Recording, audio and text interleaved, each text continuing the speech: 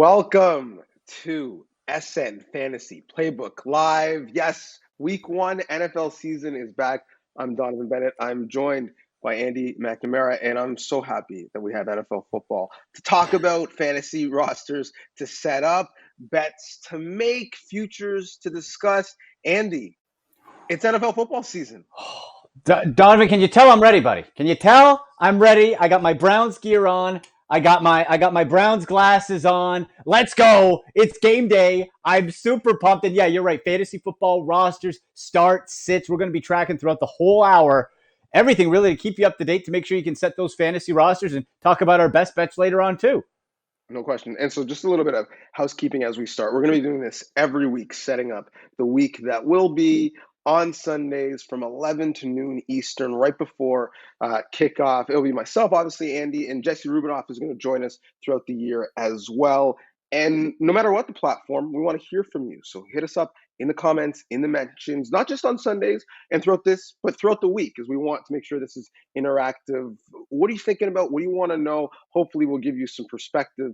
And as you can see by our attire, we're football junkies. We love football. I've missed NFL football since the Super Bowl in Tampa. You clearly understand what it's like to miss the Super Bowl because you're wearing Browns gear. Come on now. So we were all in. And what, to me, that's the game of the day. And it could be a preview of the AFC Championship. Two teams with Super Bowl aspirations, the Browns and the Chiefs, who I almost feel like in this offseason have built their teams to face each other, specifically the Browns and what they've done. I love that game. I love the number that it's at, 5.5. It started at 6 for the Chiefs. It's come down a little bit. And the over-under is pretty compelling as well at 54.5. When you look at that matchup, what do you think? I think when we see this Browns-Chiefs game, now remember the last time they played, it was relatively low scoring, but that was still at the end of the year, right? Everybody's fresh and ready to go. Even though this is a run-first Browns offense led by Nick Chubb and Kareem Hunt, we know that. Just the Chiefs by nature, Donovan, they force you into shootouts, right? They force you into that type of ball game. And so my thinking is, what is Odell Beckham Jr. returning from that ACL tear? How much is he going to be used and have as a factor? What about Donovan Peoples-Jones, who was a rock star in camp? How does he factor in with Jarvis Landry, the tight ends, and all around that? So I feel that this game, this total is going to go over. I think this is just going to be a fun shootout back and forth, and then we just sort of see where it lands at the end, right? And just have that. And we already know all the pieces from the Chiefs, right? You got your Tyreek, your Kelsey, and your Patty Mahomes, of course. Yeah, I agree. I think this is going to look more like Mahomes versus Mayfield in college, Texas Tech, Oklahoma, where they were going shot for shot. That game was relatively close in the AFC semis and low scoring, but it was because Patrick Mahomes didn't finish that game.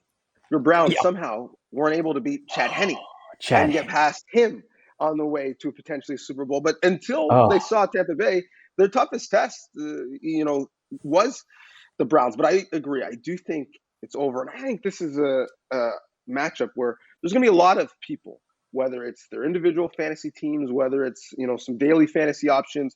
A lot of people are going to be watching this game because of the implications. Who are the specific players in this matchup that you really like? Yeah, well, I think just to your earlier point, Donovan, about the teams building to face each other, Browns spent all offseason on their defense. In the draft with Greg Newsome, free agents with Johnson and Hill, like it was built around you. You build your team. The smart teams build your team around who you have to beat. So when we're looking at this game, I think really on the defensive side for Kansas City Chiefs, the Honey Badger, Tyrann Mathieu, has been cleared to play. We know how dangerous and dynamic he can be, but hasn't practiced all week coming off of COVID. How does that impact him and that defense? That's the real unknown. So I think for the Browns, it's going to be, all right, how much does he play? Maybe you test him a little bit. And then for the Chiefs and for the Browns defending that, J.O.K., the rookie out of Notre Dame, the swerve linebacker safety guy. The Browns built that linebacker core quicker and faster with more sure tacklers to try to stop or contain the likes of a Travis Kelce or a Tyreek Hill. So I think it really comes down to that. And then the secondary pieces all around those are really fascinating, Donovan, because it's all right. Is it a McCole Hardman? Is it someone else we're not even really thinking about that maybe can step up and take advantage when the Browns inevitably have to try to stop or contain those weapons. Yeah, the Chiefs, in terms of fantasy, historically, it's been really tough to figure out, well, who's that second receiver that you want to start? Is it Pringle? Is it Hardman? Is it Watkins Jr. if he was healthy at the time, and Sammy Watkins?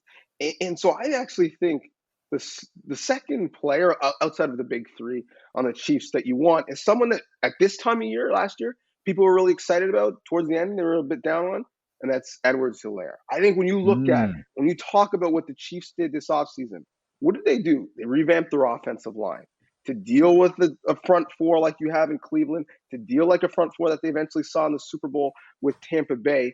And it's not that they revamped it to give Patrick Mahomes more time. Patrick Mahomes makes more time. Yeah. They revamped it with power rushers, the left side of that line, with Tooney and Brown. You're going to see much more gap schemes, much more pulling guards, power run game. And I really think when you look at Andy Reid historically, early in the season, his playbook's a little vanilla, runs the ball a little bit more. We saw that week one last year with Edward Solaire when he got off to a great start, and people felt like, oh man, maybe round one made sense for him in fantasy. And then obviously we saw that wasn't the case throughout the year. I think, again, early in the season, they're going to keep their cards a little bit closer to the vest. And I think CEH is going to have a big start to the season behind that big offensive line.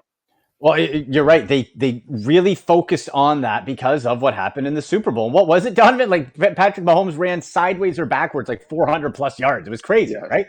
So that backfield to bring up with Clyde Edwards-Helaire, because he did start off last season hot. I just wonder the usage fantasy-wise. What does a Jerick McKinnon mean from the passing side? How does he get brought on third downs, or do they give Clyde Edwards-Helaire a chance to prove that he can do it to begin? What about a Darrell Williams? More of a change of pace. I don't really foresee him taking up too much chunks. That Jerick McKinnon factor on the passing side spooks me a little bit when it comes to the value of Clyde Edwards-Helaire. Now, if he comes out and they're using him all 3 downs and he's proven himself, then I don't think it's an issue. But you bring in a guy like McKinnon for a reason. I think it's because they don't necessarily trust him fully in the passing game. So that'll be an interesting fantasy storyline to follow in the opening weeks. Yeah, and the big issue also with Edwards-Helaire was just touchdowns in the red zone. It was a bit unlucky there, but also the Chiefs, like a little shovel pass inside to Kelsey. They expand the playbook in the red zone rather than shrink it, which took away some of his fantasy value, not being able to punch it in. Speaking of running backs and talking about share, I don't know about you, but the thing you've seen over the course of the week is people trying to figure out, what are we doing with the Ravens backfield? People are spending crazy fab money on Lev Bell, who's on the practice roster, or Devonta Freeman, who's on the practice roster. Then there was a mad dash to grab Murray, after people dropped him when he was cut from the Saints. Now people spending money to get him back on their team now that he's signed a 1-year deal with the Ravens. And that's not even talking about the players that they have left that have been in that backfield throughout camp. What do you make of a super as clear as mud situation with the Ravens running game? Because one thing we know, no matter who's on the roster, they're going to run the ball. They're built to run the ball. So there is going to be carries. There's going to be some share there. The matter of fact is, who is it going to be, and is there enough value? And that's the big question. And to me, Donnovan, the answer is no, that there's not going to be enough value. Remember last year, even with J.K. Dobbins, who loved coming out of Ohio State, and he was poised to take, I think, a step forward this year before his season-ending injury. John Harbaugh said at the beginning of last season, this is going to be a committee. It is going to be a share between 3 running backs. And he kept his promise. It really was. Now you throw in this mix. Tyson Williams is a hot name. You have Trenton Cannon, who's still on the roster, and the other ones you mentioned, the veterans. So, Donnovan, to me, what this says is this is just going to be a rotation of fresh bodies in the lineup. Fantasy-wise, it's death. Fantasy-wise, it's the committee of committees. You can't count on anybody. Could Tyson Williams be the guy this week and break a big one? Absolutely. Could he then do nothing for 3 weeks? Absolutely. I hate inconsistencies when it comes to fantasy football. And we also can't forget that their best runner is Lamar Jackson. When you're at the goal line, who's going to run it in? Is it going to, this is where I come down to it, Donnovan. When you look at, let's say, the Steelers, for example, if it's at the 1, Ben Roethlisberger is not doing it. It's going to be Najee Harris, right? When you look at different situations in, let's say with the Browns, it's going to be Nick Chubb or Kareem Hunt. In this case, it could very well be Lamar Jackson. Same in Buffalo. Could be Josh Allen, or it could be 3 or 4 other guys. That's where it really hurts. So like we were talking about with Kansas City, where, okay, is Clyde Edwards-Helaire going to be able to get an opportunity to punch in some more touchdowns? At least he should be the first guy to get that chance, right? He should, if the play is to run the ball, that's what he should be. In Baltimore, you're guessing. And I hate guessing when it comes to fantasy. That's a great point. You mentioned Josh Allen. A lot of people love him, not only in daily fantasy or on their fantasy teams, love him for props in terms of potentially MVP. One of the guys who I love, depending on what the value is at the time, is maybe a Matt Stafford, a little narrative play on a winning team, putting up some big yards. He is one of 12 quarterbacks in new places, either obviously drafted as rookie or with the carousel at the quarterback position. In terms of fantasy, is there a QB in a new situation that you really have your eye on that might give value that we're not even really taking in yet?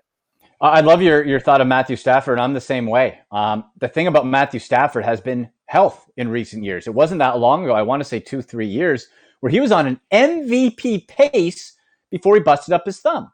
Now you're in nice, older quarterback, nicer weather, right? That's nice. In LA, you have a offensive-minded coach in Sean McVay, finally a great head coach, not like the Matt Patricia disaster that was the past couple of years, and the weapons around you. Now, when it comes to fantasy, Matthew Stafford being in LA opens up the whole playbook fantasy-wise. When it was Jared Goff, it was, okay, who's the slot guy? Who's going to be the dink and dunk option? Well, Matt Stafford can stretch the field with Robert Woods. I don't think enough people, Donnovan, are talking about Van Jefferson. I don't. Deshaun Jackson, I know, is the offseason play. That's fun. We love Deshaun. His best years are behind him. Let's be honest. Can't stay healthy, can't stay on the field. So I feel, at least by the halfway point of the year, maybe before, it's going to be Robert Woods and Van Jefferson as the field stretchers, the seam stretchers, Cooper Kupp underneath. But it's Woods and Jefferson, I would wager, that would come as the top fantasy guys in really any format because of the arm of Matthew Stafford. I put him over Cooper Kupp. Yeah, I think the biggest beneficiary of the Cam Akers injury, it's not necessarily Henderson or now Sony Michel. I think it's Matthew Stafford. Because I think, Sean McVay, who, now has the training wheels off, quite frankly, and doesn't literally have to tell his quarterback not just to play, but what the progression is going to be on every play. He can really open up the entire playbook and get advantageous. I think he's really going to show, like, oh, you guys thought Kyle Shanahan was a boy genius in this division? Well, I'm the offensive great mind in this division and put up some points. So I expect a statement from both of them. We've got, some players who we weren't sure what their availability was going to be. Austin Eckler, Odell Beckham Jr., Emmanuel Sanders, Deandre Swift, Saquon Barkley expected to play, will be eased in. Of all those people who, and if you're hearing this for the first time, get to your app, get to your, your smartphone or open up another tab on your computer and make sure you get those guys in your lineup. But of all of them, whether you're kind of those guys on your team, depending on the size of the league, you're streaming in a flex position, not sure you're going to start them every week.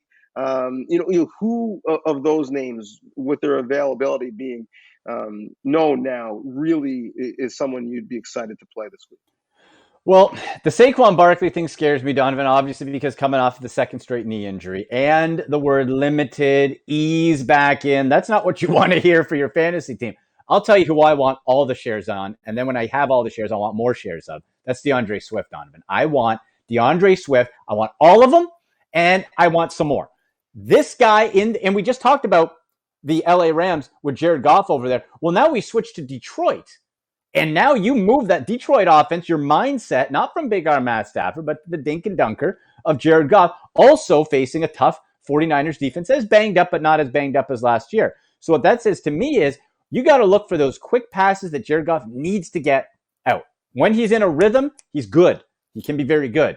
So what's the rhythm? TJ Hawkinson, big-bodied guy. TJ Hawkinson, to me, Donnovan has top 4 tight end written all over him. I just think he's going to get a lot of work. And Deandre Swift, underrated pass catcher. The guy can catch the ball, and he's not smothered by Matt Patricia's, again, terrible. Matt Patricia was in Adam Gase, could win worst coach of the last decade easily. Just terrible. You handcuffed them with 3 or 4 other running backs. Now it's DeAndre Swift, and people say Jamal Williams. Jamal Williams has been in that role before. He's a change of pace guy. He was doing it in Green Bay. That doesn't frighten me. I think DeAndre Swift's going to be running the football, and he's going to be that quick outlet pass when that 49ers defense comes crashing down. Goff is going to be, toss it and get rid of the ball. I want all the Swift this week and for the season. Yeah, when you look at talking about head coaches, right, and they go from Patricia to Dan Campbell, every press conference he's talking about wanting to be physical and eating people's kneecaps. They're going to run the ball, and then run the ball some more. So I think that's a great play as well. From the betting side, Ravens Raiders, it's one of the highest projected point totals right now at 50. Interesting because I see those being two teams, specifically the Ravens, even though we talked about the fluidity of that backfield, who are going to look to run the ball. I don't see them necessarily being in a shootout. Do you see 50 making sense? And anyone on either side offensively worth starting or sitting? Donnovan, I would be taking the under on point totals for this, man. I would. And one of the reasons goes to the Raiders. They have 4 new offensive linemen, and Richie Incognito is out with a calf strain. That's important. So I see, like we talked about, Ravens going to want to run the ball. For the Raiders, I don't see this being a great game for them. I just don't. Even though it's in the what do they call it, the Death Star, the Allegiant Stadium, whatever it is, in Vegas, which gosh, it just looks remarkable. I see this being something more of a bit of a grind out. You're going to have your flashy play, but really, let's say from the Raiders side, I'm looking definitely Darren Waller. That's the guy who's going to stir the drink. Bryan Edwards, not for this game. That Ravens defense, I think, is going to feast a little bit. But Bryan Edwards is a guy who, if you don't have him on your roster or you got him late in the draft, you're going to see some value out of him. He was injured last year. He's 6'3". He's fast. This guy has alpha male wide receiver written all over him. He's just going to need the opportunity. And I think he's going to get it, but just not this week.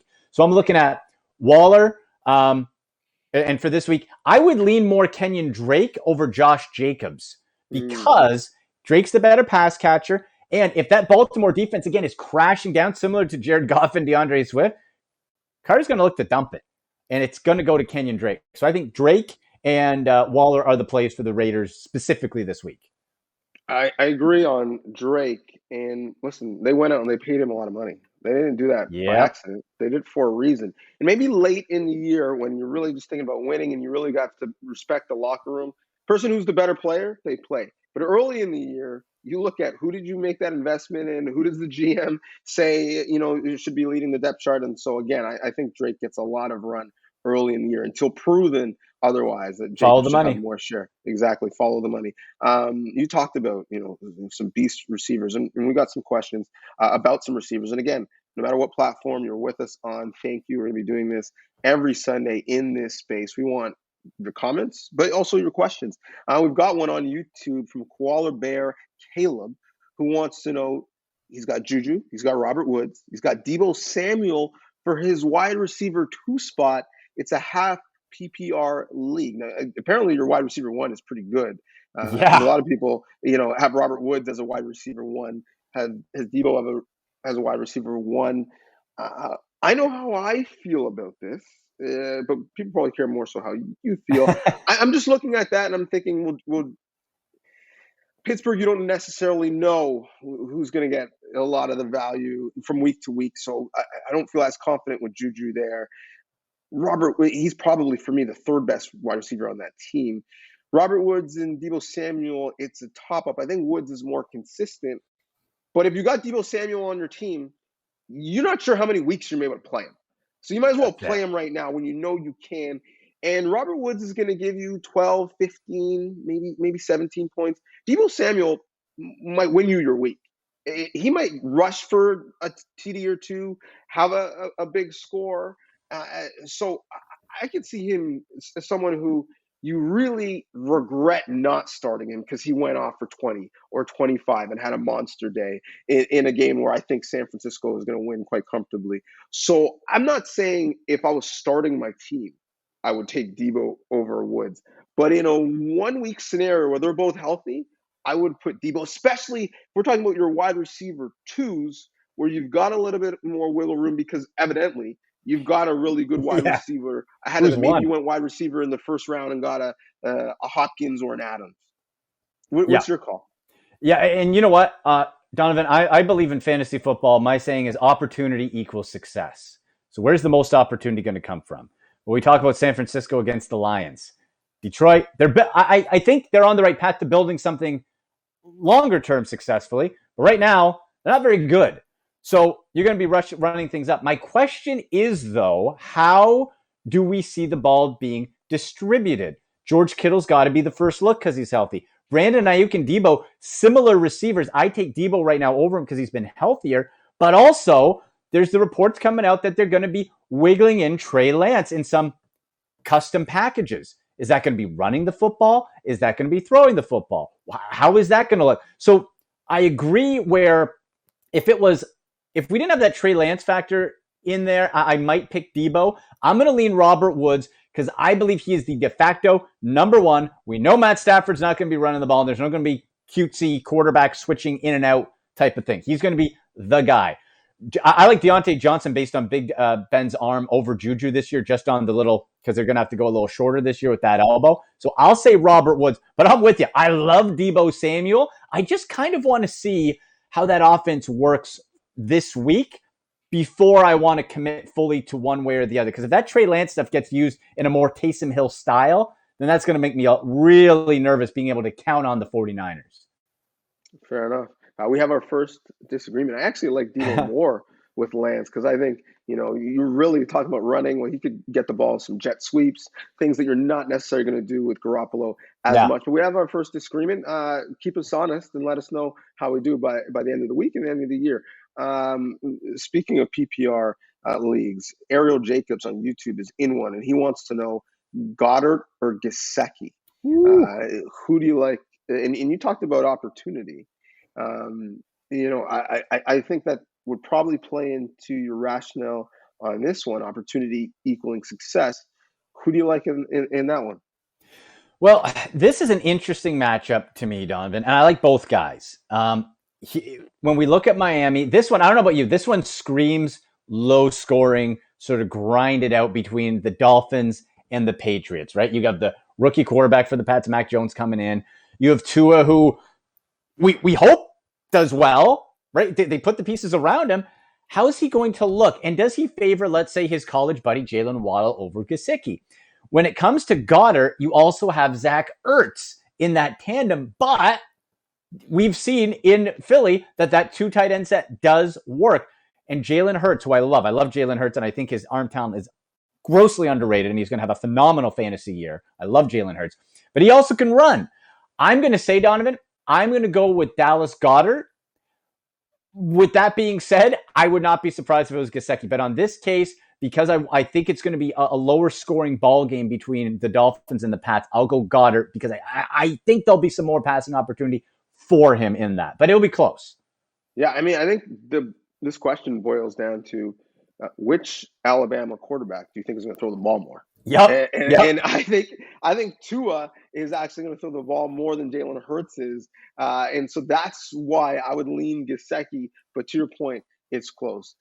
B. Kennedy on Twitter wants to know Marquez Callaway or Tyler Boyd, half PPR league. Oh, boy. Donnovan, this is something we're all going to have to wrap our head around. The New Orleans Saints are not the surefire, just fantasy smorgasbord that's been in years past with Drew Brees there, right? There's a ton of unknown. Jameis Winston, we know he's not afraid to sling it. And by that standpoint, you'd think Marquez Callaway, you can send him deep and go. We also know that in the past, Jameis Winston turned the ball over quite a bit. Now, did he drink in? How much did he drink in from Drew Brees? He got LASIK eye surgery a couple years ago. Did that really help? I don't know. Plus, you have the specter of Taysom Hill waiting, Donnovan, waiting to just pounce on fantasy points that could be going to Callaway. So when I look at that, I'm going to say I'm still going to go with Callaway this week because I don't trust in the offensive line of the Cincinnati Bengals and Joe Burrow's knee, who played nothing in the preseason and by all accounts was a little uneasy on that knee. So I'll go Callaway, but I really feel that he's going to sort of be a boom or bust type of play each week. But at least you should think he should be getting the first opportunity and touches when it comes to that offense when it goes to the air. Yeah, I disagree. I don't think he's going to be pretty boom or bust, just because I don't know who else is going to be the first look on that offense in terms of receivers outside of Kamara potentially being the first look running routes out of the backfield. But we know Jameis loves to put the ball downfield. And so that's why I like Callaway. Listen, I think Boyd's the better player. If I was building a team, I would want Boyd. Even if I'm starting a fantasy team, maybe I would probably have Boyd higher in my queue. But you've got other good receivers on that offense that are going to steal some share away from Boyd, where, again, I'm not really sure until Thomas is back and proven that he's healthy. I'm not really sure where the other looks are on that offense in New Orleans. And so going against Aaron Rodgers in a game where you're going to have to put up some points to win, I like Callaway in that matchup. Ethan Willis on YouTube wants to know Logan Thomas or Austin Hooper at tight end, and he's got a double query: Jarvis Landry or Mike Williams at his flex spot. Ooh, let's start with the tight end. Now I know y'all think because I'm wearing the Browns gear, I'm going to go Austin Hooper, but I'm not. I'm not going to go Austin Hooper. He's spent this offseason, again, spending time bonding with Baker Mayfield and all that, but it is a run-first offense, and you do have some other mouths to feed. We'll get to the Jarvis Landry factor in a moment. With Curtis Samuel being out on the IR for Washington, and we know Ryan Fitzmagic's arm is a big one. Now, he hasn't necessarily gone to the tight end that often, but I don't know if he's ever had one over a consistent stretch as good as Logan Thomas. So with Curtis Samuel out of the picture from being a little bit of a gadget guy to make things uncertain, I would take Logan Thomas in that respect. And then I would take Jarvis Landry, especially if it's PPR based on possession, over Mike Williams. He's just more reliable. And I've just never been sold on Mike Williams for what he's done with the hype coming in for his career. I would say Jarvis Landry is the higher floor, lower ceiling, but I think you're going to be safe going with Landry, especially that he's healthy now. I agree. Mike Williams, they're going to throw him 2 to 3 deep balls a game. If he catches 2 or 3, you had a good week. If he doesn't, you had a terrible week. And that's pretty much, it's pretty binary in how you look at him. So I've got Landry in the flex spot. I wouldn't even be mad if you took both of those tight ends and put one of them in your flex, to be quite honest. But I would put Landry in the flex. I actually am going to go Hooper, and here's why. And one of the strategies that I like in fantasy on a good offense is stacking a couple players, knowing that, listen, I'm not sure if Hooper's going to get a lot of targets or Landry's going to get a lot of targets, but they're all going to come out on the wash, and they're going to come to my team. You might get crushed eventually on the bye, but you'll punt that week, and you'll be good for the rest. And the Browns, I think, are going to be a very good offense.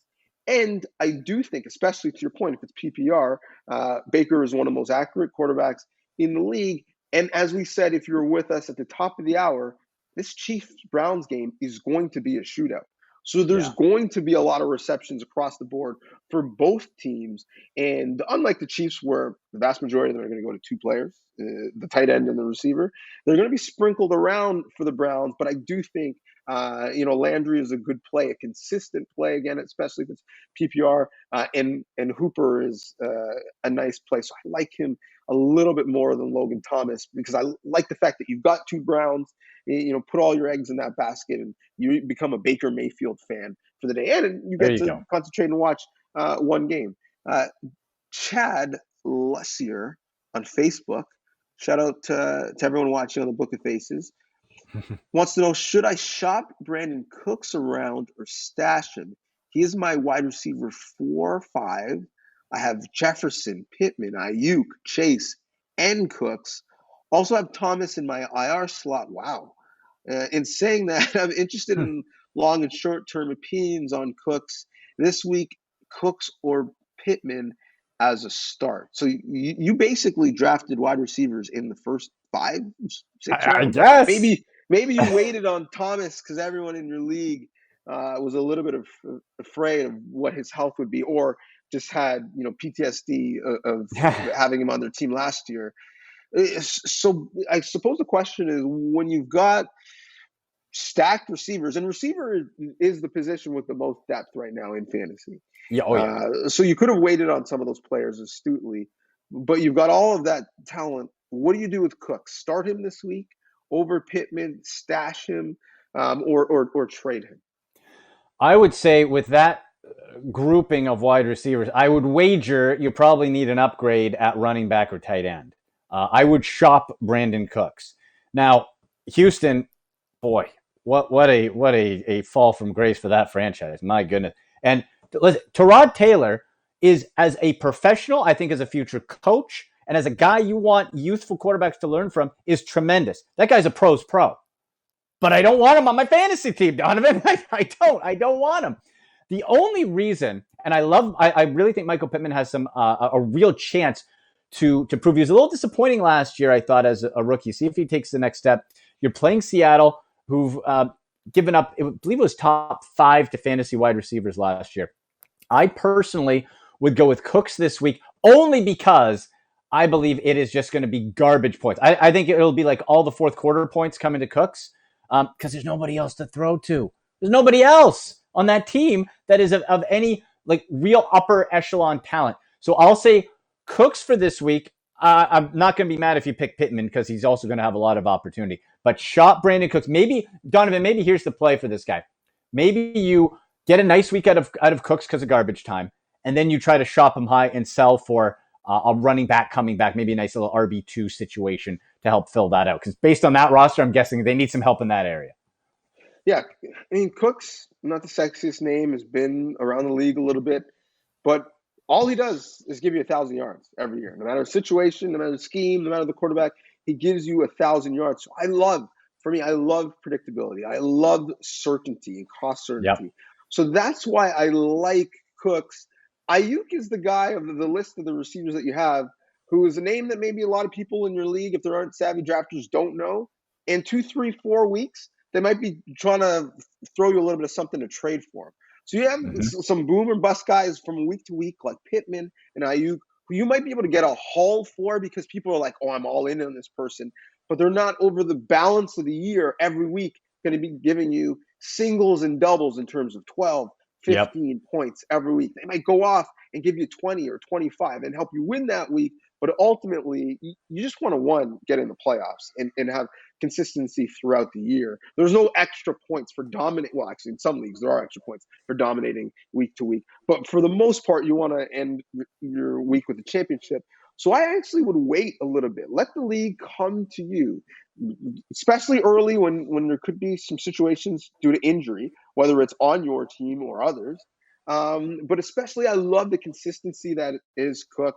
Wait and see if some of those other receivers, jump off the page and maybe you can extract more value out of them because they would be sexier names than a Cooks is. But again, with Will Fuller no longer in Houston, who else is the option on that? Forget about that receiving core on that offense. Down on the running backs. You've talked about the fact that Tyrod is nice but not great. So to me, Cooks is quite frankly the best offensive player that they have. I would keep him. I wouldn't move him that quickly. Jeff Patterson on Facebook wants to know, and we just talked about Hooks, so let's continue to pull on that thread a little bit. Higgins or Cooks in a start-sit situation? Ooh, again, just from what we said about Brandon Cooks, Donovan, I think you go with him.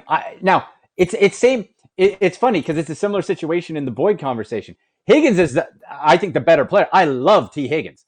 Love him. I just need to see how that knee and how that offensive line holds up with Joe Burrow. I have to see it.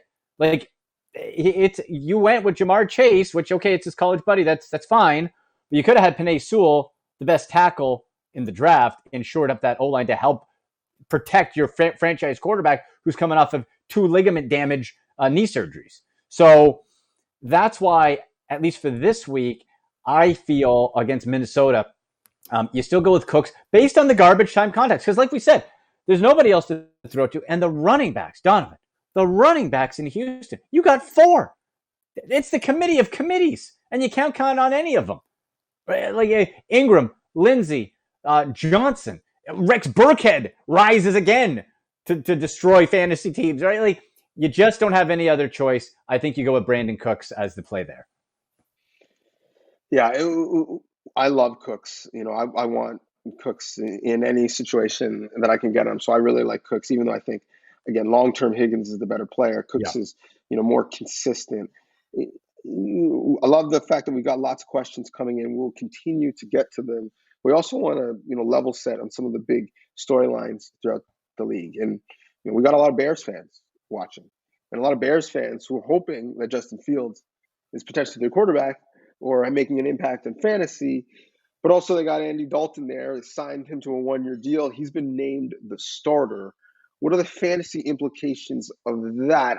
For me, I think it's only a matter of time. It's not if, but when Fields is playing. So if you are in, some leagues where you have the ability to stash a QB and have that flexibility on your bench.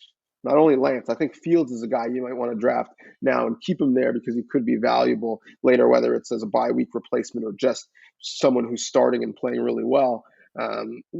What are the implications for you in terms of the Bears and who's starting at quarterback?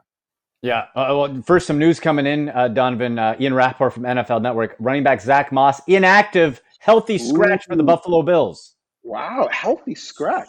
Healthy scratch. The quote is inactive and he's not injured, ... Light up Matt Breida season.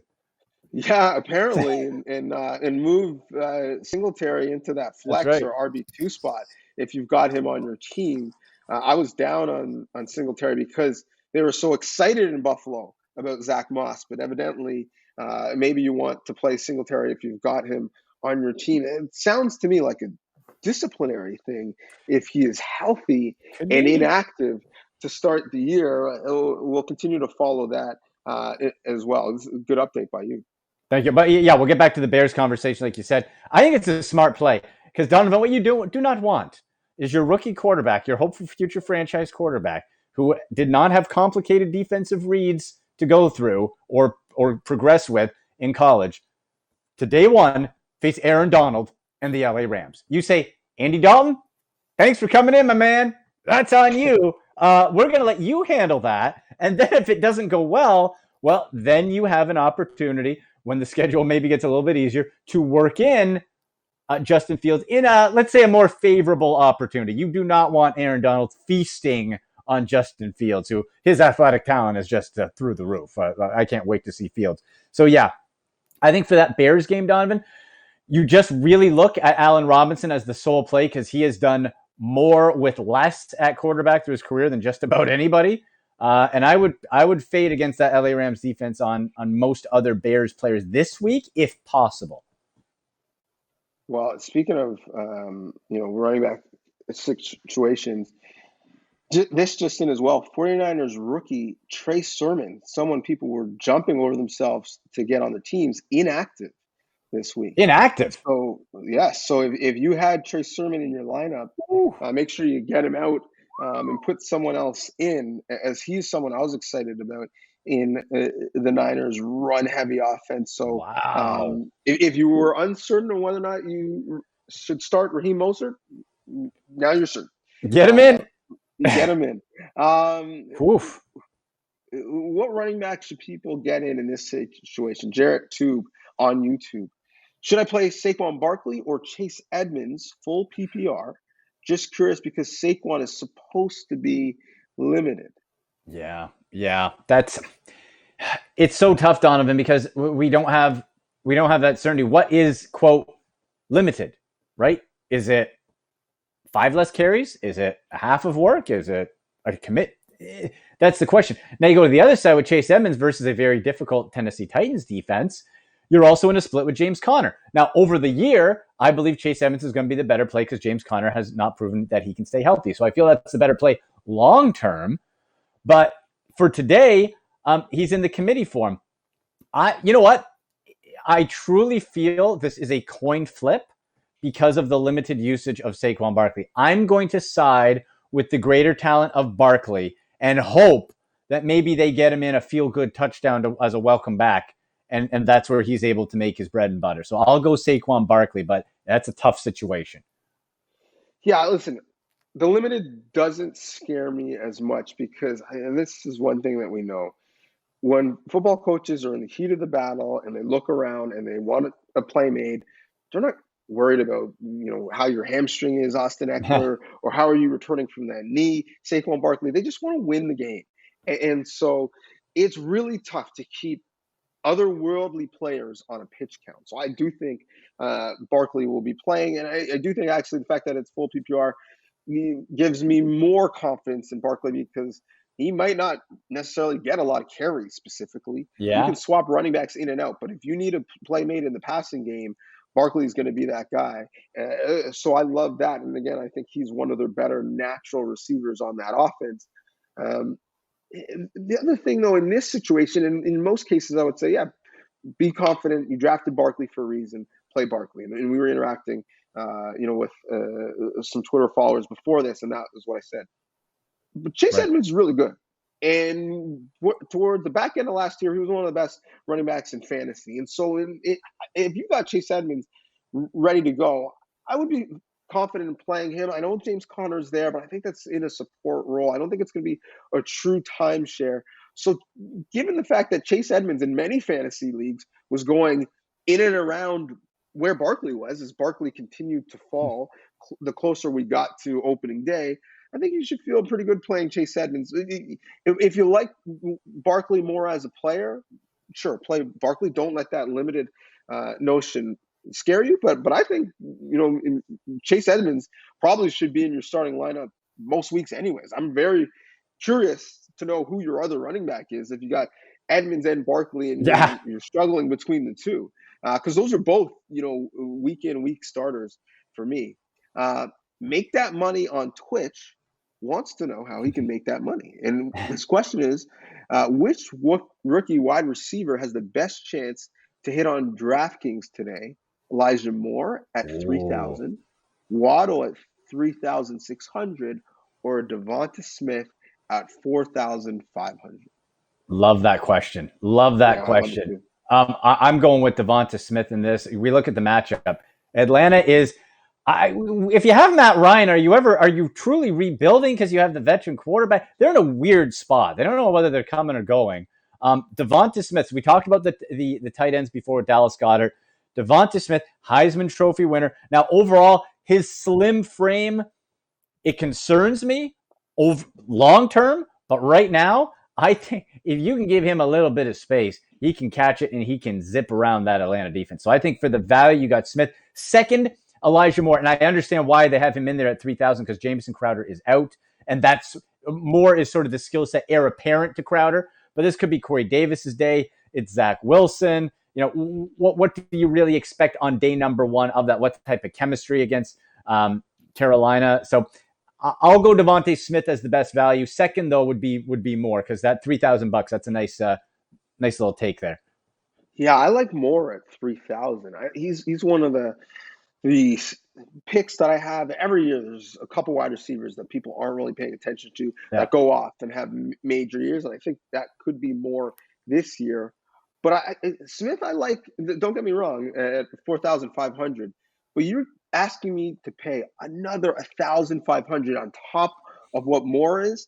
I just don't think Devonta Smith, no matter what he does, is going to have the production a third or a half more than what Moore is going to give me. So I like Moore at 3,000. I think that's pretty good value. As we mentioned, Zach Moss out versus Pittsburgh, healthy scratch. That makes Matt Breida the backup in Boston. Does that change at all how you view that game? It is, for me, again, one of the games of the week. You got two teams, with proud fan bases. Right now, Buffalo is 6.5-point favorites at home. Do you like Pittsburgh a little bit more in that situation? And does that change the live over-under that opened at 43 and now is all the way up to 48? To me, it doesn't, because I wasn't really relying on the running backs for Buffalo anyway. As far as like Zach Moss would be more the goal line sort of bowling ball guy, you need it. I think, though, if we switch the conversation back to a fantasy DraftKings play for a moment, I don't know the price tag of him, but I bet you Matt Breida is pretty cheap, and DraftKings is a PPR style. You bring him in as that little dump-off guy if need be. That could be very interesting as a little contrarian play if people aren't paying attention to get Matt Breida into your lineup. But no, Donovan, I don't see that really affecting the line too much because It's built around Josh Allen, who can also run, and Stephon Diggs, who he's going to bomb it out to. So it's just a different feel. It's just instead of maybe that goal line punch, I think that might jump up the fantasy value even more of a Josh Allen. It's already sky high because now if you don't have confidence in Devin Singletary or you don't want to pass it to Matt Breida, well, Josh Allen might just run it in. True enough. I love this question from Bill Copeland on Twitter. Yahoo Assistant telling me to play Mike Davis over Cooper Kupp. Is that insane or not? Half PPR league. Yahoo Assistant. I have been wronged by the Yahoo Assistant a time or two. But I think actually this is right. Listen, by the end of the year, you're going to know Mike Davis's name. And it's because he's going to be the bell cow in Atlanta. And I would take a running back that is going to be playing on most downs over a good but not great receiver on a pretty balanced offense. And so for the opportunity, I'm going to take Mike Davis in a, especially because it's only half PPR, not full PPR.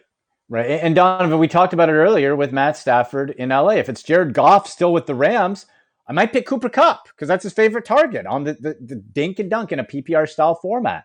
But he's not there. So I believe it'll be other targets, deeper targets for Matt Stafford. Mike Davis, you're right. If this had, and I was still, I was like waiting. I'm like, okay, is Atlanta going to add a veteran and really muddy this thing up? They haven't as of yet. So really in the backfield, you have Mike Davis. They brought in Wayne Gallman, but he's out right now. And Cordarrelle Patterson, who's a gadget guy. He's a little, he's going to be in and out. So yeah, Mike Davis, catch the football. We saw he could do it in Carolina last year when he filled in for Christian McCaffrey. Now he faded, right? But when they're going to run the football, it's going to go to Mike Davis. And when they're going to dump off the football, it's going to go to Mike Davis. So I feel Mike Davis, if you set your expectations of, look, I'm going to have Mike Davis as my RB2, and my expectations are like in the middle RB2 category as a high floor guy. That guy might have one of the highest floor, if not the highest floor for any RB2 in fantasy football. I don't think he's going to be winning you a specific week and go off for 30 points, but he's not going to lose you your week. So where you probably drafted him, I think there's some nice value in Mike Davis. Yeah, you mentioned high floor, and I think this is the genesis of this question because many people in the comments on YouTube can answer it for us. I think it's pretty self-evident. Chris W. on YouTube, Russell Wilson or Jalen Hurts, 10-team PPR league. Russell Wilson might be the MVP of the league. I don't love the Seahawks or their offense, but at this point, Russell Wilson is a far superior player than Jalen Hurts. Now, I do think Jalen Hurts potentially could have a high ceiling, and we could have a Lamar Jackson of a couple years ago type season from Jalen Hurts, but that would be his ceiling. Russell Wilson's floor at this point is pretty high. So coming into week one with all the unknowns, I think Russell Wilson is the easy, safe, set it and forget it start at quarterback in a 10-team league, especially. What's your read? Yeah, and look, I understand the question because you look at the matchup. Indianapolis defense is tough. Philadelphia's playing a bad Atlanta Falcons defense. But you're absolutely right, Donnovan. Right now, we hope, I truly believe Jalen Hurts is going to have a great year, but we haven't not seen it. We know Russell Wilson, year in, year out, he's never been worse than a QB 11, and that was 1 year, and usually he's a top 5 fantasy quarterback. Okay? He sometimes flies under the radar because he's been good for so long. I think you go Russell Wilson no matter what the matchup, and you feel good about it week in, week out. And this is a very similar question on YouTube from CMAC Ctron. Tyson Williams or Chris Carson standard league? Again, I think Chris Carson is the player when healthy, and I think his injury past is maybe a bit overplayed because he's the guy who throughout the week you're always looking. He's questionable, he's doubtful, is he playing, is he not? But he hasn't missed as many games as maybe you think because you've stressed about his injury health for a while, but he is playing. Tyson Williams is a player that maybe most people in your league don't know about, but we quite frankly don't know how much of an impact or how many carries he is going to get. You do know Chris Carson is going to be the lead back in Seattle. I think this play is Chris Carson, and whether or not you want to stream Tyson Williams in your flex spot throughout the year to see if you can, find some gold there, sure. But Chris Carson should be in your starting lineup. unless you're really concerned about his health. Yeah, Donnovan, it's that answer. And it's not even close because we know what Chris Carson has done in this league. We know what Chris Carson can do, and he's healthy right now. So while he's healthy, you play him. Tyson Williams, yeah, he could have a good week, but you're guessing. It could be Latavius Murray. Could be Trent Cannon. Probably will be Lamar Jackson himself. I think the shares are going to go to Lamar Jackson. You can't count on Tyson Williams. And even if he has a good week, you still can't count on because we saw last year, and under Lamar Jackson, it is a flowing, changing situation where you don't know where the ball is going to go, except you do know it'll go in Lamar Jackson's hands. So I will not trust Tyson Williams. I will trust Chris Carson for the points that you said. Joseph on Facebook wants to know about his defense. I have Pitt D, and obviously can't start them versus Buffalo. What are some of your sneaky defensive plays today? Yeah, well, you're like the Pittsburgh defense overall is nice, but yeah, you don't want to face it against Buffalo. Now, again, of season long, Cleveland's defense revamped and looking really good with the Clowney Garrett connection on the end. Do you want to play them against the Kansas City Chiefs? I do not. So that's an area you want to watch for. I don't know if the Minnesota Vikings defense gets enough credit against the Bengals and Joe Burrow. I think that's a great play today. Same with the Eagles. I don't think necessarily they get enough credit. And again, matchup-wise, you face a Falcons team that doesn't know whether it's coming or going. So I for value-wise, you're probably looking at like the Vikings and the Eagles as two of the plays that are going to be in that next price tier down on DraftKings contest rather than pay up for the the San Francisco types. I agree, but I would also say, Joseph, don't overreact and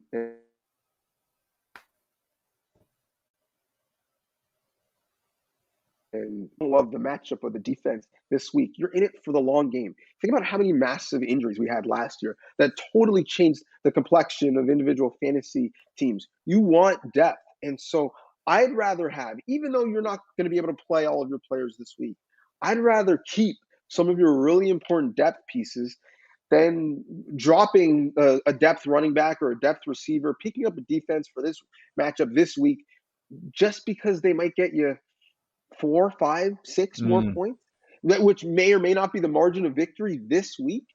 So I think, some people have the strategy. They want two defenses and they're going to play the matchups and be good for the bye weeks and not have to get into the situation. Sure, if you're in a smaller league, in a 10-team league, and you can get away with that, maybe. But for the most part, I think you really want depth. And so don't overreact.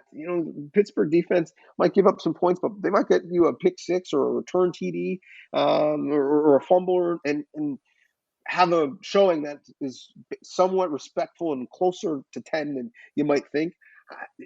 Don't drop a really important depth piece in week one just because you don't love the defensive matchup. That's my perspective. Yeah, and like you said, Donnovan, the defensive, the streaming, it's so unpredictable year in, year out, right? So I'm with you. Don't give up anything of note just for a defense. If you want to swap one in for the other, then fine. But I think that question maybe is better also on the DraftKings DFS side to get some value. But yeah, you're right. Especially running back. Don't drop a depth running back for a defense. Yeah. He said I have Pitt D, so I was assuming he meant fantasy and not DFS, but that's a good point. Bozo Bob Wart 33 on YouTube Great handle. Wants to know, Tyler Lockett or Mike Sanders at flex, or should I use the two to trade for someone else for that spot next week? Interesting. So tough to say you should trade, not knowing what else you have. And what you might need. But Lockett or Sanders at flex. In general, trades, unless you have you had to go to sleep for some reason, you put your team on auto draft and you ended up with 3 kickers and a defense and no starting tight ends. I don't think you should be trading this early because hopefully you balance out your needs when drafting. I think you wait till people are desperate because of injury, because of situation, because of poor performance, and they need to come to you for trade. Or you could look around the league and really get some great value because someone's desperate in a specific position where you've built up some depth. But in terms of Lockett or Miles Sanders at flex, what do you think there? I'm going to go Miles Sanders with it. DK Metcalf has clearly leapfrogged Lockett as the true number one.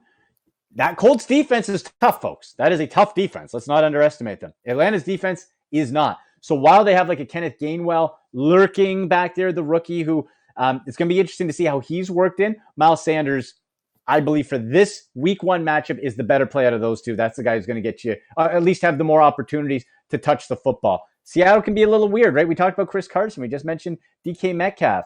Well, you got Gerald Everett there. They're going to want to work in the new tight end. Where does Lockett's share come from? At least in week one, we should expect the rushing of the football, and he's a nice pass catcher too, to go to Miles Sanders. Agreed. And listen, I love how interactive everyone has been. Yeah. We're going to keep it going. We're going to keep answering your questions. I am at Donnovan Bennett on Twitter. Andy is at AndyMC81. Obviously, if you're watching that, you can see that on your screen. So those who have had questions that we weren't able to get to, just hit us up on Twitter or find us on IG or the Book of Faces, and we're happy to interact with you, answer your questions there, and talk to you as we watch the games today. But we want to end strong with our best bets. So, Andy, what are your best bets this week? This line shocks me, Donovan. It shocks me. Minnesota Vikings favored by just 3 over the Cincinnati Bengals. What? Did the bookies fall asleep in Vegas? Like, what? What? Am I missing something? A 3-point favorite against a Bengals team whose offensive line stinks. You got a quarterback whose knee he's still nervous about, and you don't run the football because Zach Taylor, the head coach, is uber aggressive passing the ball. Joe Burrow averaged over 40 passing attempts in his 10 games. He threw for 61 one time. I feel that Minnesota, that is the lock of locks for me this week. That the Minnesota Vikings, give me that for 3 points. Just outright Minnesota. That is the lock of locks for me. I'm shocked that line is so low. Yeah, I agree as well. You know, in terms of over-unders, I love the under on Jacksonville and Houston. Two bad teams, two what I suspect will be bad defenses, but bad offense doesn't beat bad defense. And I don't expect both teams to be very good or clean offensively early. So give me the under in that one. As a dog that I like the Chargers going to Washington -2. I think that could be a field goal game, but I like the Chargers more early in the year. I think Herbert has a massive year, so give me the Chargers there. In terms of Survivor, a team I really like in Survivor this week is Seattle. I do think they're going to start their campaign well. So if you're looking for a team to start early, I like the Seahawks in that matchup. It's tough in terms of Survivor early in the year because you're not really sure what you're going to see from a bunch of teams. You're not really sure what you saw in the preseason, how much of that is real and how much that translates. Seattle's one that if you're looking to get a team out of the way early, that would be one. The other team I love in Survivor this week would be the Rams. They're -8 favorites. That might be too many points early in the year, but I surely think at home they're going to take care of business against Chicago. Yeah.